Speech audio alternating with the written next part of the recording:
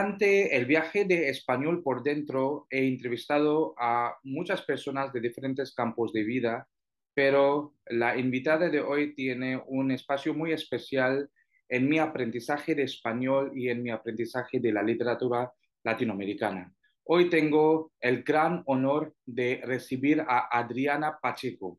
Hola Adriana. Sí, qué maravilla. Yo soy la que estoy honrada, yo soy la que estoy emocionada, que en el otro lado de nuestro mundo, porque nosotros estamos en el otro lado de su mundo, alguien habla español también como tú. Y además siga nuestras conversaciones. En nombre de todo el equipo, mil gracias por esta invitación y por seguirnos. Bueno, pues gracias a ti y gracias a mi amiga que se llama Radhika, que vive en Canadá, que me recomendó tu podcast. Pero bueno, pues antes de nada, yo voy a presentarte a mi público. Adriana Pacheco tiene un doctorado en Iberian and Latin American Languages and Culture de la Universidad de Texas, Austin. Es investigadora, promotora de la lectura y la educación, así como investigadora afiliada a Lilias, Universidad de Texas, Austin. Ella también es fundadora del proyecto Escritoras Mexicanas Contemporáneas, del podcast y enciclopedia Hablemos Escritoras, sobre la que vamos a hablar mucho durante esta entrevista, y de Shop Escritoras. Ha sido Texas Book Festival Featured Author también. Así que realmente es un gran honor para mí y para mi público también que va a ver este video, a recibirte a ti, Adriana Pacheco. De nuevo, muchísimas gracias por estar aquí.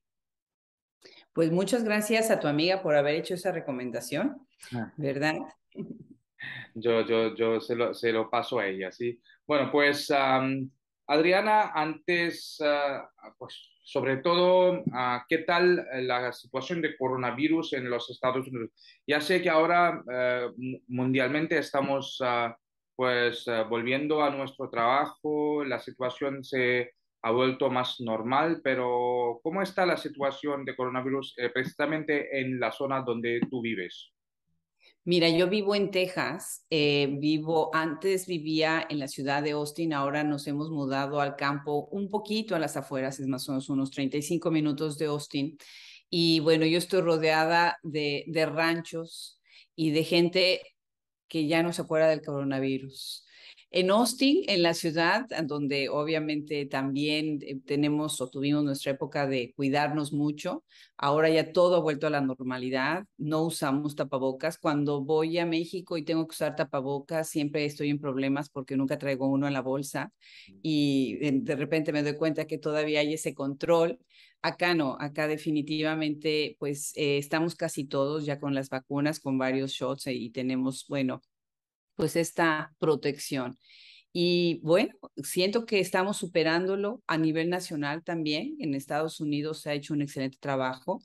Hay zonas en las que todavía no, pero me parece que ustedes en la India han tomado más tiempo, ¿no? Para recuperarse y salir de esta crisis que casi, casi es como como mugre negra, mugre rosa de Fernanda Trías, en donde se imaginó un mundo que teníamos que estar encerrados, ella por la comida de este bicho que estaba allá adentro, que estaba contaminando, y su novela que sale un par de meses antes de que anuncien la pandemia es premonitoria. Nunca nos hubiéramos imaginado que la ficción alcanzara la realidad. Bueno, pues menos mal. Sí, claro, aquí la situación ahora está mucho mejor que antes y claro, nosotros tuvimos dos olas bastante fuertes de coronavirus, pero ahora la situación está mejor, todos estamos aquí, especialmente la empresa de educación, ¿no? Todos los colegios, nosotros hemos vuelto a dar clases presenciales. Pero sí, algunas empresas sí que siguen trabajando desde casa, pero sí, mucho mejor ahora. Pues Qué muchas bueno. gracias, Adriana. Y la primera pregunta de esta entrevista, claro, aparte de lo de coronavirus que te pregunté, pero realmente para el tema de lo que estamos aquí, am, pues ¿cómo empezaste a leer literatura tú?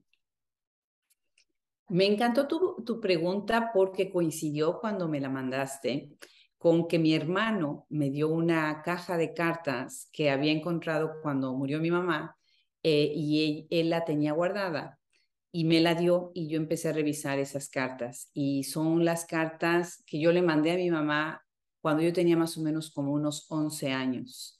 Ella estaba viviendo en Alemania y yo estaba en México viviendo con mis tías. Y en esas cartas ya le estoy contando los libros que estoy leyendo.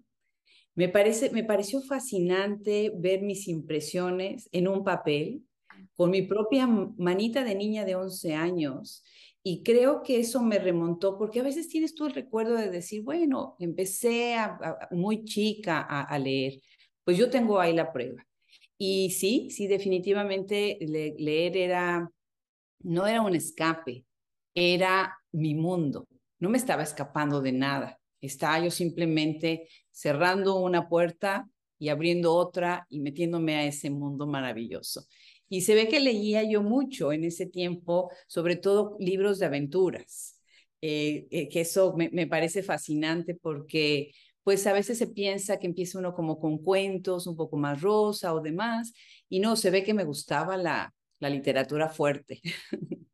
Mm. Y bueno, pues por eso también te quería preguntar, ¿cuáles fueron tus influencias literarias, ¿no? En tu niñez? Fíjate que muy joven, muy niña, ya ahora sí ya con total conciencia mía, yo quedé completamente enamorada de Inés Arredondo. Inés Arredondo, que incluso hasta algunos, por acá tengo un libro que acabo de comprar muy interesante, con sus cuentos ilustrados. Para muchos era como que es demasiado fuerte, Inés Arredondo para una jovencita de mi edad, pero a mí me parecía que ella dialogaba con muchas cosas, muchos temas en los que yo estaba pues cuestionándome cosas, ¿no? Sobre todo la cuestión de los roles, de la presencia dentro de lo que es un sistema familiar, ¿no? Y muchísima la cuestión, obviamente, del cuerpo, pero también me gustaba leer todo lo que tuviera que ver con esa generación de escritoras.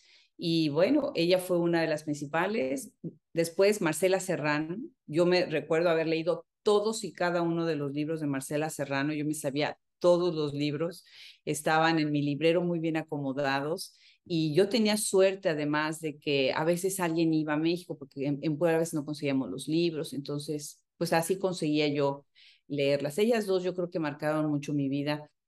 Podría yo decir muchos nombres más, ya más grande. Por ejemplo, Susan Sontag fue una gran revelación para mí, porque para muchos que no lo creen o no lo saben, Susan Sontag no nada más era crítica, ella realmente quería ser escritora de ficción. Y de otros géneros, ensayo un poquito más narrativo que el ensayo crítico. Y yo creo que pasa la historia más como una crítica que como una escritora. Y a mí me gustaba como escritora. Y bueno, creo que todos nos debemos a Virginia Woolf. Creo que muchas, y qué pena que nada más he mencionado mujeres, por supuesto que tengo toda una colección de escritores hombres que me encantaban desde siempre. Yo fui una ávida lectora de Borges, fui una ávida lectora. Yo me acuerdo Cien años de soledad, que después lo enseñé cuando daba yo clases en preparatoria, le Ujú, llaman bachillerato, ¿no? En ujú. high school. Eh, Tenía yo la suerte de que yo daba Cien años de soledad y el siguiente año daba yo Borges. Entonces, dos de mis libros, pues, que habían acompañado mi vida. Y Borges, por ejemplo, lo di 3 o 4 años seguidos a este grupo. Entonces, bebíamos los libros de pe a pa completitos, ¿no?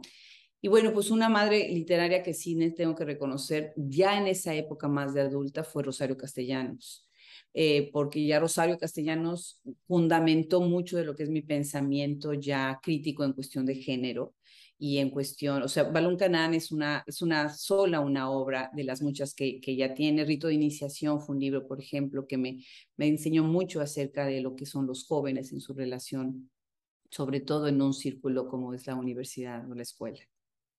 Bueno, muy interesante. Y como mencionaste a Virginia Woolf, ahí viene mi siguiente pregunta, ¿no? ¿Tuviste algunas influencias literarias fuera de América Latina? Bueno, claro, mencionaste a Virginia Woolf, pero sí que había algunos más.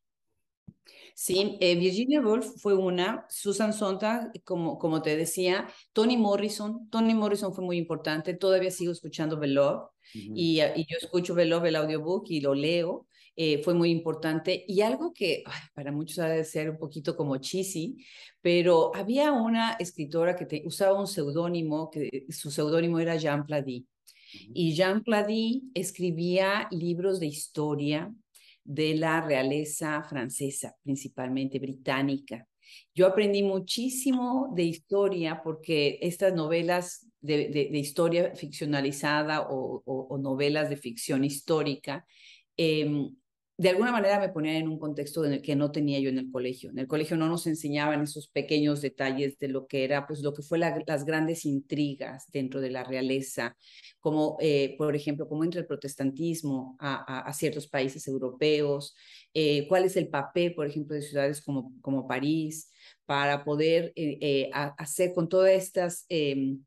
con esas intrigas, hace política dentro de lo que era Europa. Ujú. Y estas novelas de esta escritora Jean Plady me transportaban a ese mundo. Así que fue genial. Obviamente, Murakami es muy importante en mi lectura. De hecho, mi esposo, que lo lee de pie a pa y se lee varias veces el mismo libro, sí, me encanta que tiene ese mismo gusto que yo tuve en el momento. Kafka, siento que Kafka, yo uso mucho el término Kafka, los términos kafkianos cada vez. ¿Por qué? Porque creo que a veces vivimos un mundo tan absurdo que solamente Kafka pudo haberlo imaginado así. O sea, totalmente tantas cosas. Piensas en el proceso y ahora piensas en los problemas que vivimos en la actualidad y Ujú. es casi como estar leyendo el libro del proceso, ¿no? O sea, así. Yo creo que esas son algunas de mis influencias fuera de el español. Muy bien, muy interesante, Adriana. Y bueno, ¿qué importancia ahora que has hablado de tus influencias y cómo empezaste a leer literatura? Ahora mismo, después de haber leído tantos libros y a tantos escritores, ¿qué importancia tiene literatura en tu vida social, en tu vida real?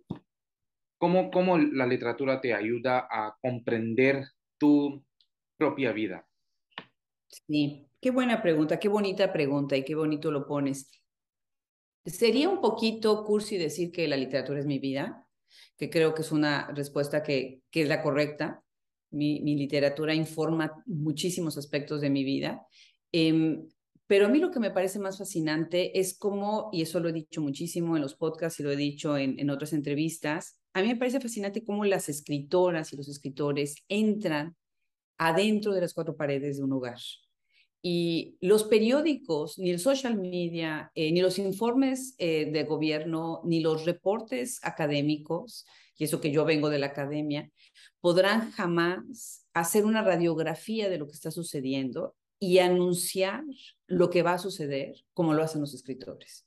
Los escritores pueden predecir cosas que ya se están gestando dentro de la sociedad de manera muy silenciosa y muy callada y que de repente van a venir afuera. Un ejemplo, las muertas de Juárez en México, en la frontera norte. Ya había novelas que estaban hablando de este problema en donde se estaban abandonando a los niños y a las familias con tal de seguir este desarrollo económico, este gran capitalismo, como ya se estaban movilizando grandes cantidades de droga, atravesando por el país. Y obviamente iba a llegar a este punto vulnerable que era la frontera, ¿no? Ya desde mucho antes, muchos escritores habían hecho una reflexión desde la ficción, ¿sí? De lo que estaban viviendo mujeres, hombres y niños en esas zonas. Y después viene todo lo que sabemos de este conflicto tan terrible que fueron tantas mujeres y que han sido tantas mujeres víctimas, ¿no? Ese es un ejemplo. Y creo que la literatura lo que hace es que nos abre los ojos. Yo quisiera que nuestros gobernantes, que las personas que toman decisiones, sí, que los que hacen estudios lean novelas, lean poesía, vayan al teatro, lean ensayo. Tenemos verdaderamente unos libros que no hablan solamente de los problemas, porque tú dirías, bueno, pues es que, como yo he escuchado que erróneamente mucha gente dice, es que las mujeres nada más escriben de ciertos temas. No es verdad. escriben de esos temas también, pero escriben desde muchos lados, ¿no? Por ejemplo, tenemos a Mariana Enríquez, que desde lo gótico, desde el horror, desde el terror, ¿no? Está hablando de los problemas tan grandes que estaba viviendo en ese momento, no nada más su país, sino todo el Cono Sur, ¿no? Las crisis económicas, por ejemplo, Argentina, qué talento de las escritoras argentinas, de las escritoras chilenas, de las escritoras mexicanas. Y ahorita, por ejemplo, que me estoy preparando para entrevistar a Erika L. Sánchez, y su nuevo libro, Llorando en el baño, Memorias, es una radiografía de lo más interesante sobre lo que vivían las niñas, las hijas de migrantes, los hijos de migrantes dentro de los Estados Unidos. Y si pudiéramos nosotros regresar a la literatura con ojos de fascinación, tendríamos dos premios. El placer estético, porque hay libros maravillosamente bien escritos con una calidad estética impresionante, pero también tendríamos libros muy críticos, y nada más estoy tomando lo que tengo acá, que tengo muchísimos. Mira, acá tengo, por ejemplo, Las 90 Habanas de Daineri Machado, que habla de Cuba, una interpretación fascinante de la isla, ¿no? Y de la ciudad, ¿no? O tenemos los libros críticos, tenemos libros críticos que ya sí ya nos meten de fondo. Pero, por ejemplo, esta escritora, Jennifer Thorndike, tiene este libro crítico y a la vez tiene novelas que son buenísimas, en donde se ve mucho cómo se digiere, no lo que está viviendo ella, lo que está viendo, ¿no? Bueno, muy interesante lo que tú dices, ¿no? Sobre los diferentes libros que lees. Y una pregunta que pues, no había planeado entre esta lista, pero lo que se me viene ahora es ah, cuánto importante es leer estos libros, ¿no? De estos autores que tú entrevistas, a los que tú entrevistas antes de la entrevista. ¿Qué significa, qué importancia tiene de leer estos libros? Sí, mira, yo creo que, para empezar, tengo un dicho que creo que a mí me ha funcionado muy bien. Un escritor no se puede conocer por un solo libro. Un escritor tiene una obra amplísima. Algunos escritores tienen, o sea, nosotros les llamamos lo que son los que están empezando, ¿no? Que son los escritores emergentes, que tienen su primer libro o sus primeros libros, los consolidados, que tienen varias obras, y los consagrados, ¿no? Que podemos pensar en, no sé, Ida Vitale, no sé, Margot Glantz, de estos grandes nombres, Carmen Bullosa.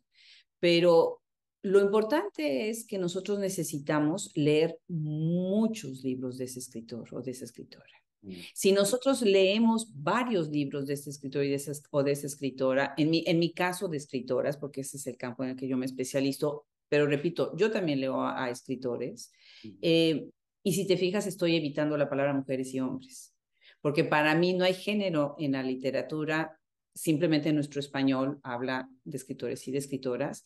La calidad literaria de su trabajo es lo que vale, lo que cuenta. No hay nada de qué cuota, no cubrimos cuotas, ¿no? Pero si nosotros logramos hacer toda una radiografía de la obra, podemos ver cómo el pensamiento de la escritora va cambiando. De sus primeras obras, que a veces ese es el hit, es interesantísimo. Hay escritoras que su primer libro es el hit y después mucha gente ya no recuerda las siguientes obras. Hay otras que al contrario, como que tienen distintos puntos en su carrera con libros que son un hit. Hay escritoras que, por ejemplo, Rosa Montero en España, que tiene una obra vastísima y la gente ya tiene una expectativa enorme. Por ejemplo, Rosa Montero es muy interesante. Rosa Montero tiene muchísimo contacto con sus lectores. Los sábados ella se reúne por Zoom con sus lectores. Entonces hay una comunicación. Reunir a esas escritoras requiere una gran seriedad. Nosotros no hacemos podcast para entretener gente, nosotros hacemos curaduría literaria.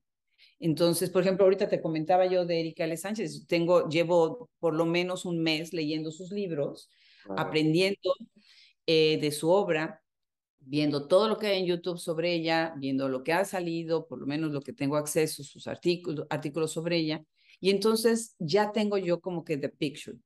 En ese momento yo diseño entre 15 y 20 preguntas, más no se puede porque el podcast no puede ser de más de una hora. Y en ese momento la conversación se va a otros rincones, en donde tú puedes abordar temas que no han abordado los demás, puedes darle la vuelta, puedes darles la oportunidad a ellas de hablar de todas esas obras que ya la gente ya no habla de ellas desde hace tiempo, las haces regresar a este momento de escritura en donde ellas recuerdan todo eso que sucedió cuando sacaron ese libro, y eso es muy enriquecedor. Eso es muy enriquecedor. Ahora, por otro lado, yo tengo padrinos y madrinas que me ayudan a entrar en los países, a aprender, porque yo lo que hago es aprender. Nuestro equipo, que no soy yo sola, Hablemos Escritoras, somos 11 personas maravillosas, todos tenemos como esa filosofía, estamos aquí para aprender. Entonces, si queremos, por ejemplo, ahorita alguien me contactó y me dijo, oye, es que no tienes guatemaltecas, escritoras guatemaltecas, y mi respuesta fue, es que no tengo una madrina, no tengo un padrino en Guatemala, yo tengo mis propias lecturas, pero necesito entender más. Por ejemplo, Lorena Amaro ha sido mi gran guía en Chile. Tengo, por ejemplo, Mónica Velázquez, tengo varias que me han ayudado mucho.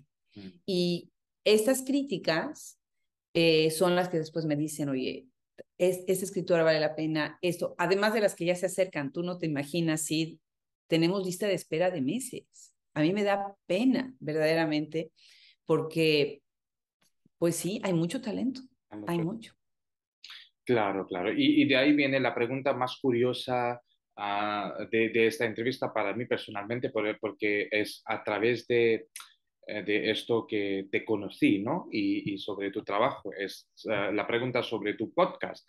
Así que hablemos escritoras, ¿no? La podcast que tú diriges y que tú manejas. ¿Cómo empezó esta idea del podcast y por qué especialmente escritoras? Claro. Yo estaba, bueno, yo tengo, como dijiste al principio, tengo un doctorado en la Universidad de Texas en Austin, y ahí está la biblioteca más grande del mundo en estudios latinoamericanos, que es la Benson Library. Yo ahí encontraba muchísimos libros de muchas escritoras y escritores, pero principalmente veía que cuando iba yo a México o a otros países, les preguntaba yo a mis colegas, amigos, a conocidos, a gente en general, si conocían tal y cual nombre. Y muchos de ellos sí conocían el de los escritores que le estaba yo mencionando, pero no el de las escritoras. En esa biblioteca encontré un librito que se llama El cuerpo incorrupto, de Marina Herrera. Y me pareció fascinante porque es un libro de cuentos muy chiquitito, en donde ella tiene un estilo totalmente rulfiano y está hablando desde muchas perspectivas de la voz como local dentro de un prostíbulo, dentro de un pueblo muy pequeño que está in the middle of nowhere, ahí nada más. Y todo es Comala, desde mi imaginación. Cuando yo veo este libro, digo, pero ¿quién es esta escritora? Y me encantó. Y traté de localizarla para platicar con ella nada más, porque quería yo saber más de su obra. De hecho, ahorita una investigadora del norte de México estamos tratando de localizarla otra vez, porque la quieren invitar. Y no podía yo contactarla. Imagínate si una escritora con este talento, nadie sabía en dónde estaba. Su publicación había sido por parte del gobierno, ni siquiera había una editorial atrás que pudiera decirme nada. Y bueno, finalmente, después de mucho tiempo y gracias al social media, pude llegar a ella, casi como un año me tardé. Pero de manera paralela, yo había empezado a ser como intrigada con esto, con mis estudiantes, en ese momento daba clases, empezamos a preguntarles a los profesores qué estaban enseñando en sus sílabos de estudios. Y nos dimos cuenta de que o no enseñaban escritoras, ¿sí? O habían enseñado a las mismas escritoras durante años y no los habían cambiado. Y en el mismo momento que está pasando todo esto, fueron muchas cosas juntas. Yo estaba dando una clase y esta anécdota la he contado muchísimas veces, y perdón para los que ya la han escuchado que la vuelva yo a contar, pero estaba yo dando clases en un aula muy grande, no sé, había unos 100 alumnos, no sé cuántos, ya no puedo decir el número exacto, y les pregunté, díganme por favor el nombre de 5 escritoras mexicanas contemporáneas. Sí, la pregunta era muy puntual, 5 escritoras mexicanas contemporáneas. Y bueno, pues uno de los chicos ahí levantó, muchos chicos y chicas, muchos estudiantes levantaron la mano, pero al que le di la palabra, dijo Sor Juana Inés de la Cruz. Y entonces dije, Mayday, Mayday, we have a problem. O sea, la palabra contemporánea, en donde nos perdimos con la palabra contemporánea, mencionando a Sor Juana Inés de la Cruz. Y entonces, si te fijas, viene el estudio, me doy cuenta que no se están enseñando suficientes escritoras. Después viene esta respuesta de este alumno que tiene pues mucho sentido, no es que sea su culpa, tiene mucho sentido de la educación a la que viene. Y después yo trato de encontrar a Marina.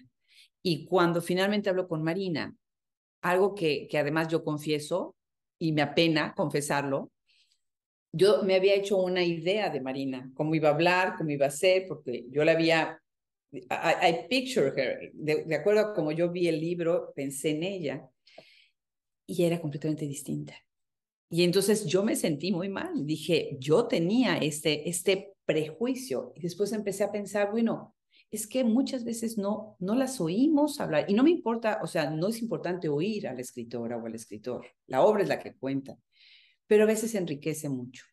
Y bueno, así nació el podcast. Empezó con Adriana González Mateos, es una escritora mexicana a la que aprecio muchísimo. Después viene Marina, Nadia Contreras, una gran poeta, y Socorro Venegas fueron como que las primeras que creyeron en un proyecto completamente loco, chiquitito, en una página Wix, una cosa completamente casera. Y bueno, pues ahora ya somos esta cosa gigantesca que llega a más de 50 países en el mundo.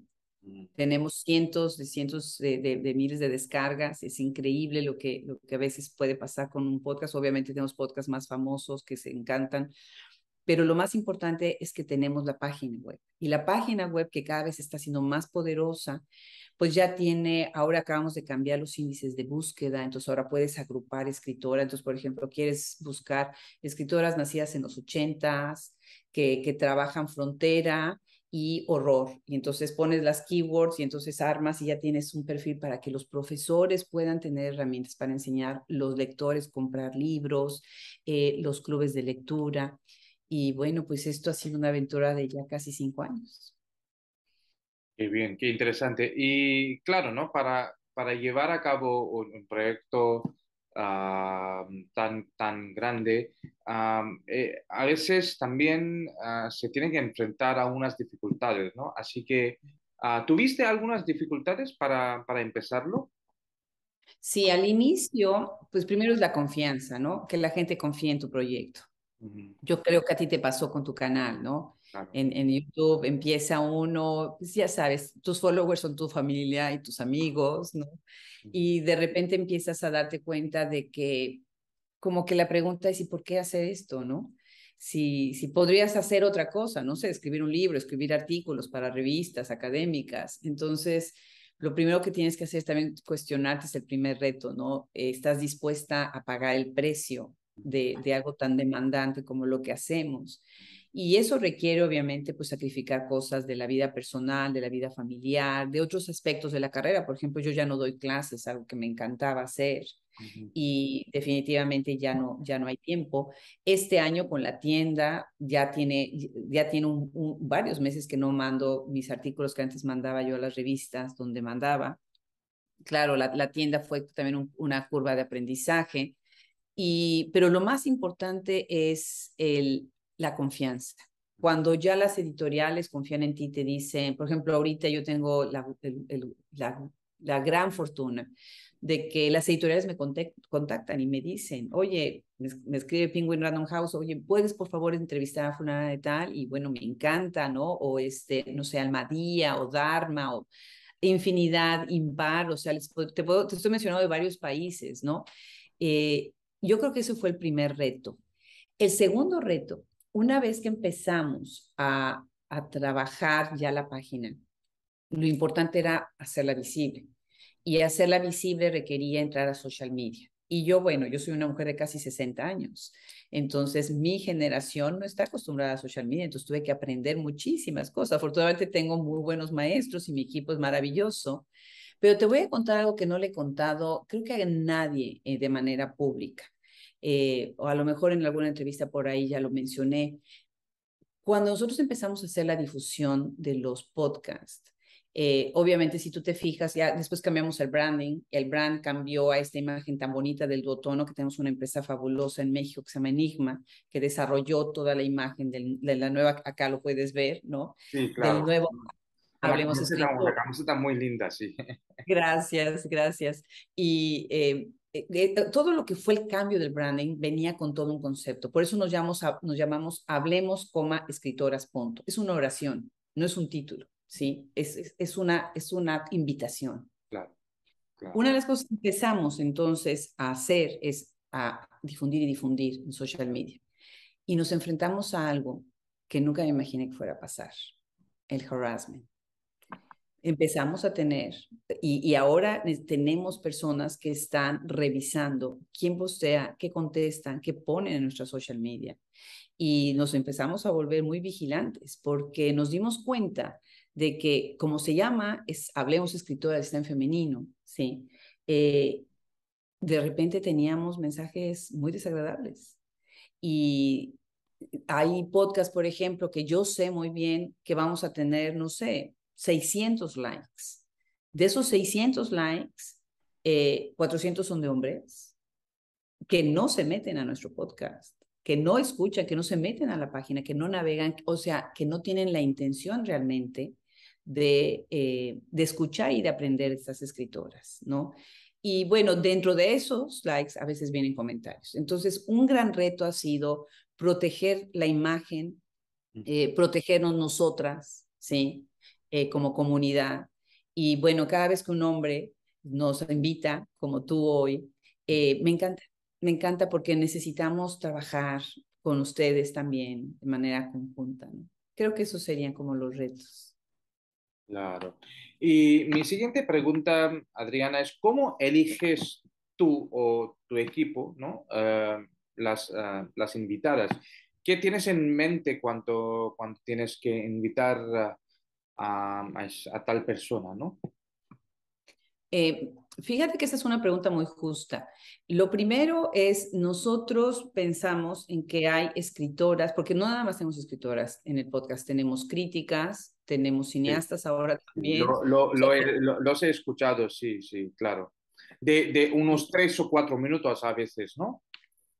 esas son las cápsulas cortas para lecturas bilingües, Vale. pero ya tenemos podcasts largos con cineastas y tenemos con documentaristas, tenemos hasta con una cantante de ópera.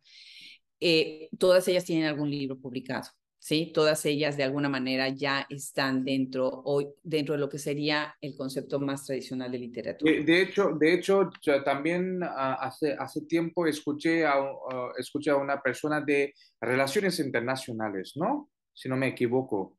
Había una... Fabulosa. Sí. Lorena Ruano. ¿Por qué? Porque para nosotros la escritura crítica, ¿sí? Es una escritura que se tiene que reconocer como tal. El hecho de que el texto crítico, como esto que es un libro crítico, se haya relegado nada más a la academia y a los estudiosos, ha privado a muchísima gente de conocer estudios muy valiosos. Tengo, por ejemplo, el caso de un cliente, de un comprador que me encantó, me encantó. Afortunadamente vivía acá en Austin. Yo no sabía que vivía en Austin, pero él quería comprar un libro que hablaba precisamente de la cuestión de los mayas y la cuestión del indigenismo. Ujú. Y se metió a la tienda, compró el libro y el libro se perdió. Entonces nunca le llegó. Y después de que me avisó, porque a veces eso pasó mucho con el COVID. Al final del COVID, todo lo que fue mensajería en Estados Unidos batalló un poquito para agarrar su ritmo. Y nos pasó en un par de ocasiones. Y yo estaba pues, verdaderamente preocupada. A tal grado que le pedí su dirección ya física para poder enviarle el libro. Ahí fue donde coincidió que está en Austin.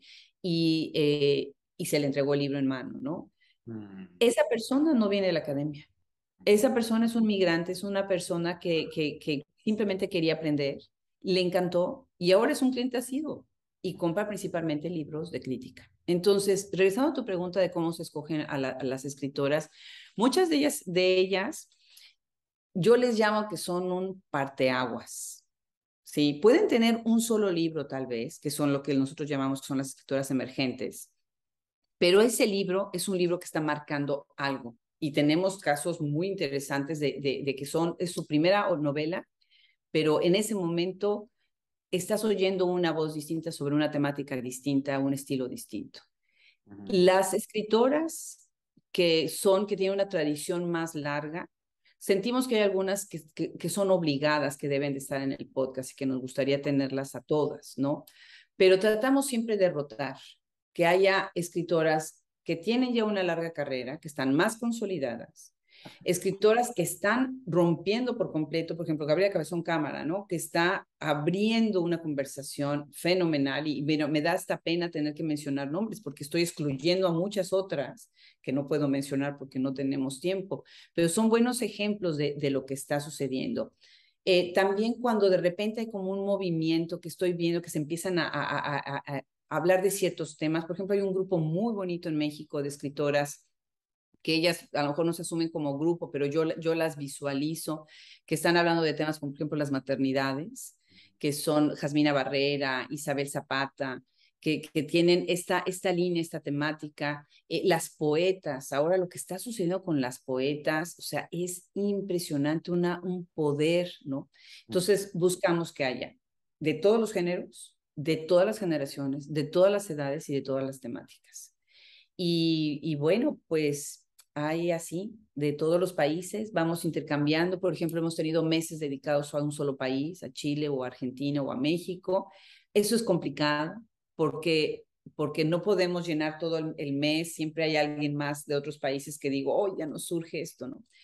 Y muchas recomendaciones, mucha gente me escribe y me dice, oye, tal escritora es fenomenal. Sí pedimos que mayoritariamente tengan, no tenemos muchas escritoras que sean self-published.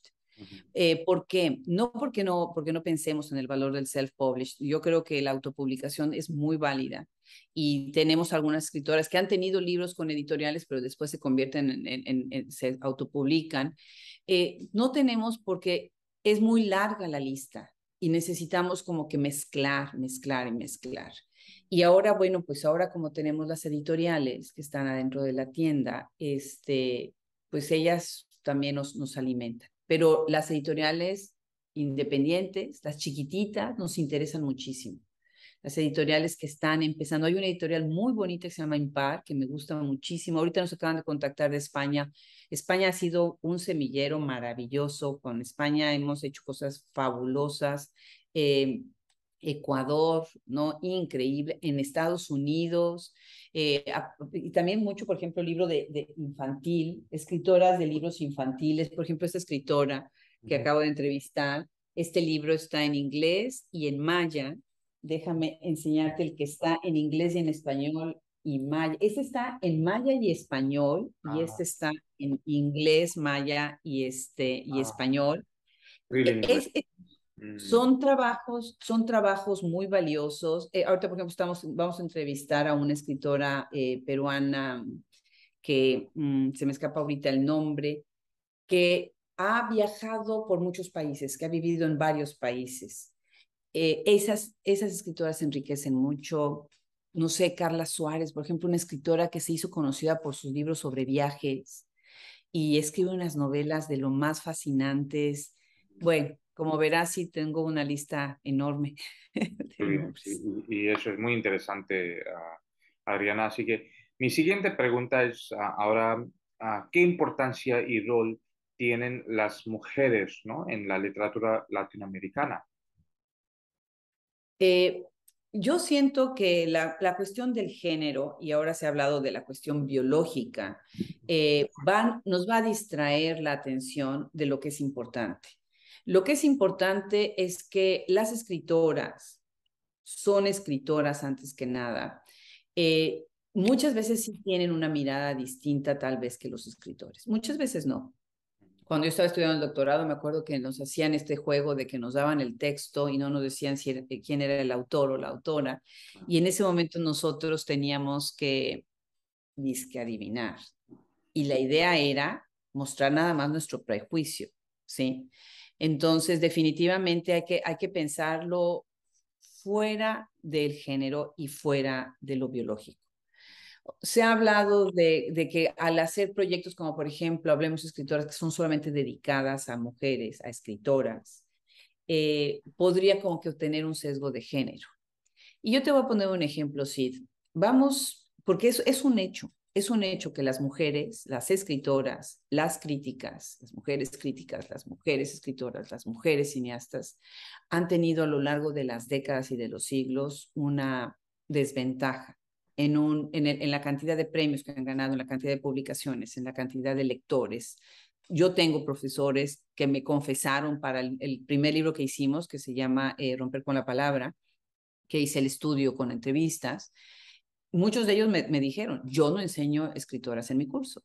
O sea, de facto, no enseño escritoras en mi curso. Entonces, lo que necesitamos ahora es incrementar la visibilidad de todas ellas. Entonces, te voy a poner un ejemplo. Vamos a imaginarnos que hay una alberca y la alberca está llena de pelotas verdes y tiene unas cuantas pelotas amarillas.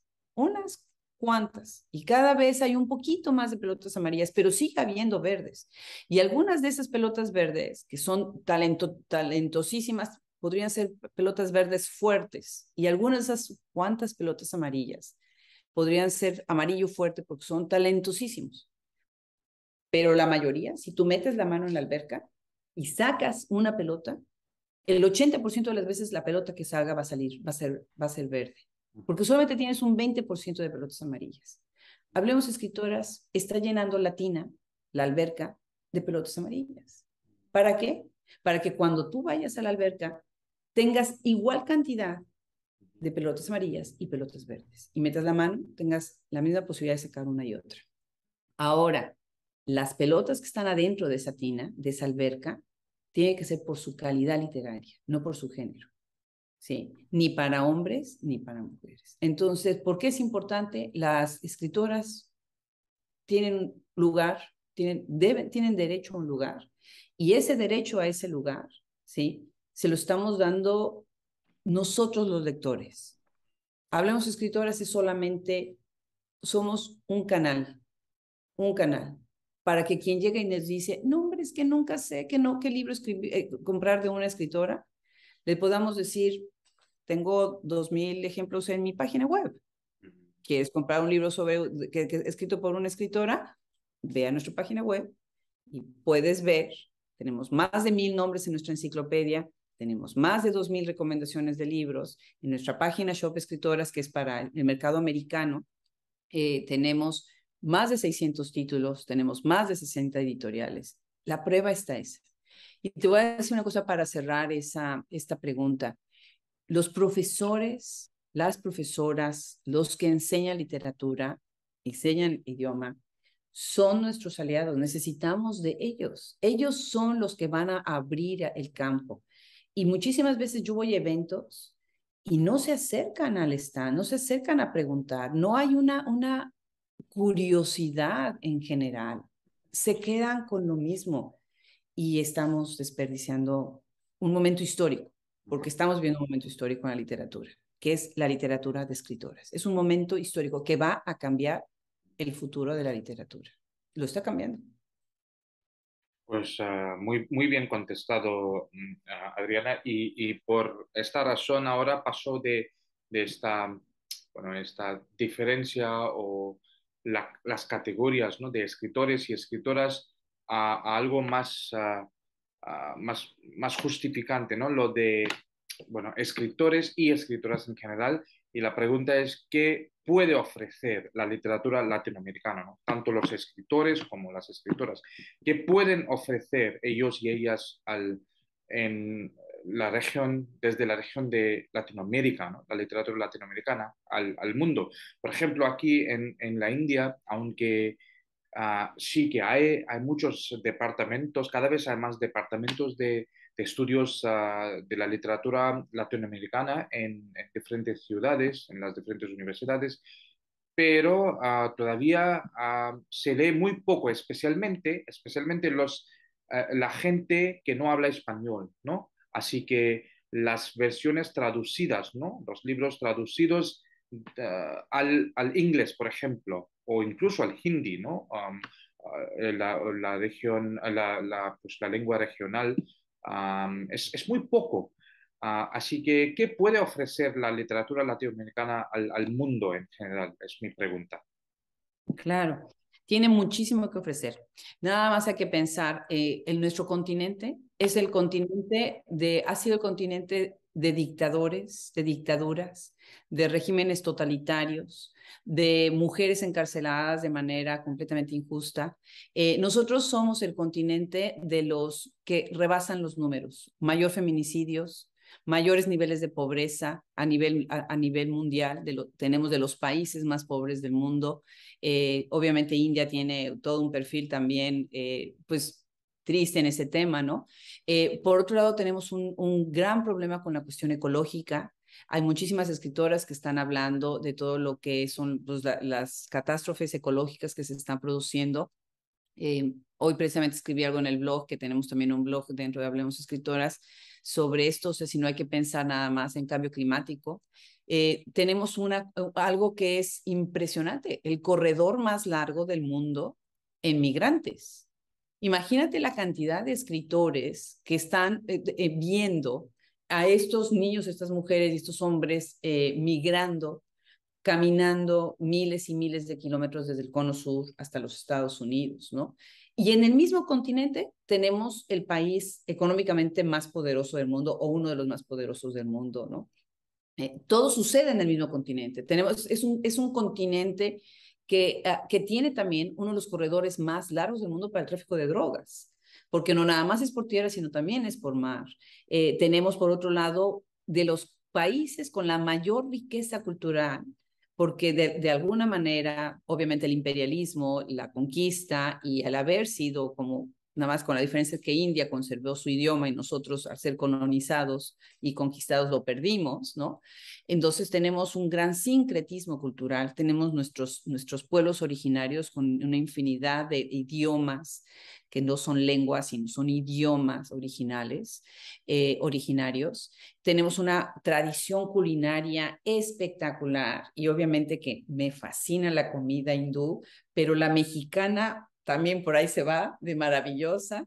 Y todo eso tuvimos uno de los periodos de la historia en donde la iglesia tuvo más control, más riqueza para dominar y para controlar lo que fue la sociedad, la cultura, la educación.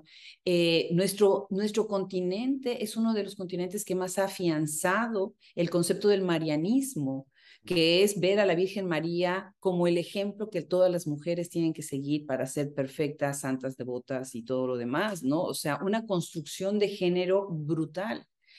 Tenemos un folclore impresionante, una música impresionante. Todo eso es lo que ven, lo que viven, lo que toman, lo que disfrutan nuestros escritores, nuestras escritoras.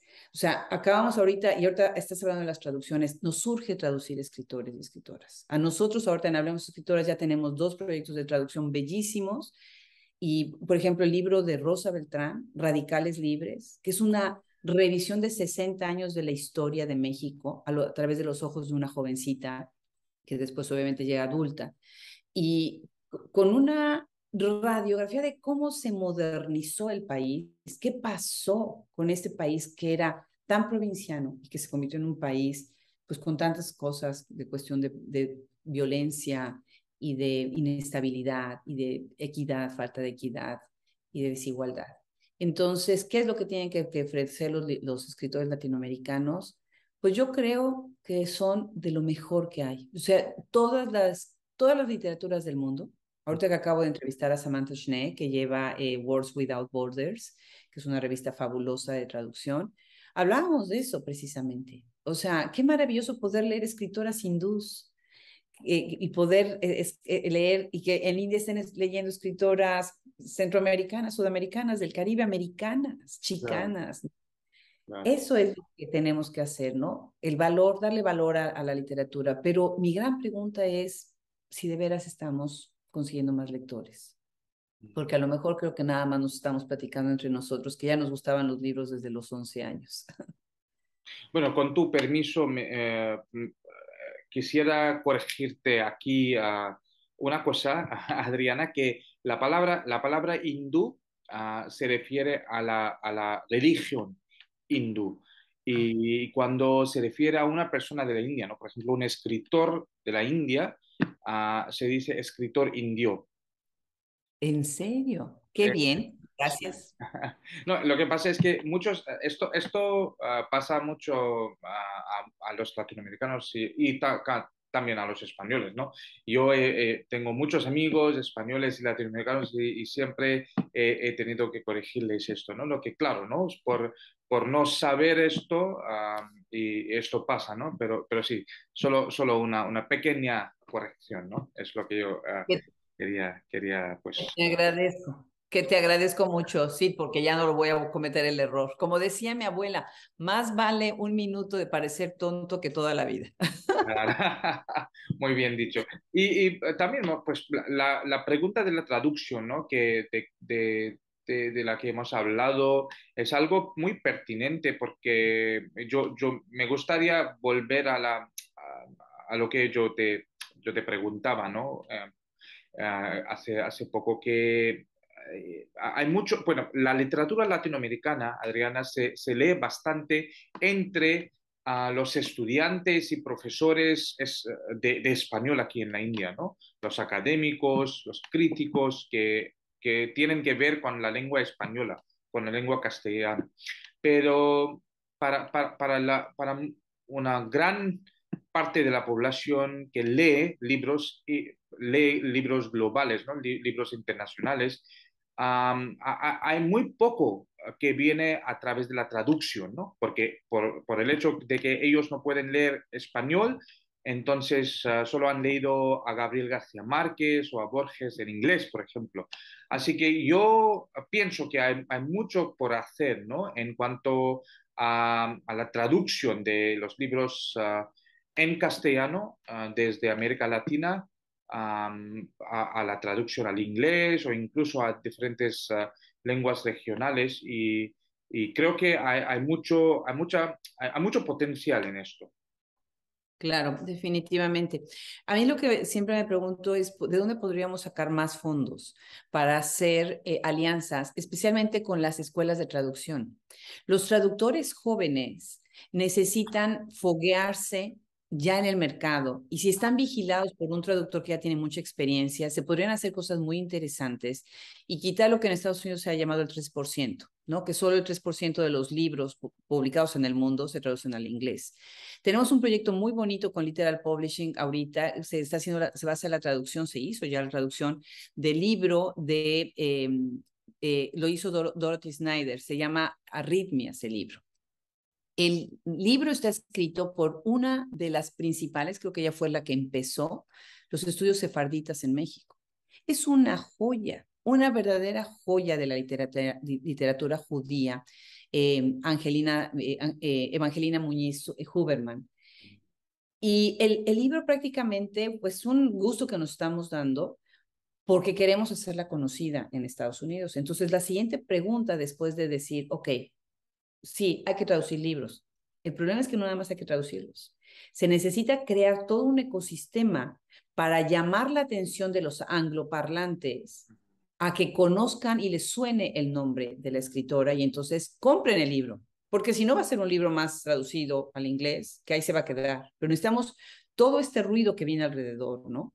Lo mismo está pasando, por ejemplo, con Rosa Beltrán, que es una escritora súper reconocida, en México, en Latinoamérica, en España, con un súper currículum que no es muy conocido en Estados Unidos y que es fundamental, es una de las escritoras fundamentales. Entonces, tiene que ser el combo. Buenas traducciones, muchas, muy buena difusión, muy buen marketing, ¿sí? Para poder convencer a los angloparlantes y estoy hablando de angloparlantes en todo el mundo, Ujú, porque un angloparlante es, por ejemplo, la gente que dices tú en la India que no puede leer en español. Ese es un, entre comillas, es anglolector, ¿no? ujú. No un angloparlante, pero un anglolector. Entonces, creo que tenemos mucho trabajo, hay mucho trabajo y ojalá hubiera mucho más funding para ayudarnos con eso. Bueno, pues claro, y espero que haya algo más en el futuro, ¿no? Pues la última pregunta de esta entrevista tan interesante es, ¿Cómo ves la literatura en el mundo de hoy? Ahora te pregunto sobre no solo la literatura desde América Latina o la literatura en castellano, sino en el mundo, ¿no? En inglés, en español, ¿cómo ves? Me parece muy, muy buena tu pregunta. La semana que entra, más o menos, voy a entrevistar a un especialista en escritura, en literatura africana, porque hay muchísimos estudios que se está dando cuenta cómo los africanos de distintos países, porque además siempre cuando pensamos literatura africana, siempre pensamos como en un país africano, ¿no? Y no, es un continente. Y todos estos países que integran el continente, por muchas razones, han tenido que migrar y están empezando a permear su literatura en muchas regiones del mundo, especialmente en Europa. Ujú. Entonces, esa es una literatura que a mí me parece que es muy importante rescatar y en algún momento inclusive hacer las conexiones con nuestra propia literatura, ¿no? La literatura que me va a encantar ver, que creo que va a ser fundamental, es la literatura después del conflicto de Ucrania. La que venga del conflicto de Ucrania nos va a dar una radiografía completamente distinta de lo que es el concepto de la guerra, que nosotros hemos tenido de alguna manera como muy establecido de acuerdo a nuestros referentes, ¿no? Me parece que inclusive la literatura rusa también va a venir con con un rompimiento, aunque no lo quisieran decir así, entre los que han estado a favor y los que han estado en contra de todo lo que está pasando, ¿no? Yo creo que otra de las literaturas que tenemos que rescatar y que es muy importante que empecemos también a voltear nuestra mirada de manera más seria es toda la literatura asiática, porque nos hemos quedado en los mismos nombres de los escritores que han sido ganadores de premios y no estamos, de alguna manera, los estudios culturales, los estudios literarios difícilmente pueden abarcar. Entonces, ¿quiénes tenemos que hacer esto? Nosotros los promotores literarios. Nosotros somos los que tenemos que empezar a hacer estas redes y estos vínculos. Ujú. Creo que le debemos una gran disculpa a las literaturas de las lenguas indígenas, ¿sí? A todo lo que son los pueblos nativos de todo el mundo. Necesitamos regresar la mirada a obras. Mira, ahorita estoy viendo esto, por ejemplo, me lo regaló Claudia Castro Luna, Qué que bonito. es una escritora, ve qué belleza. Es una escritora salvadoreña que llegó como niña migrante a Washington State Mm. y ellos están rescatando muchísimo de todo lo que son los grupos originarios en esa zona, con libros muy interesantes y bueno, yo creo que ahora lo que necesitamos es ver cómo podemos llegar a los profesores, llegar a las bibliotecas, a las librerías, para que amplíen, pero sobre todo a los profesores, de todos los niveles, cómo les facilitamos los libros, pero sobre todo cómo despertamos su interés, porque siento que a veces, no, como no tienen el conocimiento de los nuevos nombres, se quedan en lo mismo, ¿no? Entonces, yo creo que vamos a tener que hacer muchas alianzas, tú del otro lado del mundo, yo de este lado, o yo de este otro lado del mundo, junto con otros que tengamos la misma pasión. Pues muy bien, Adriana, ha sido una entrevista tan interesante y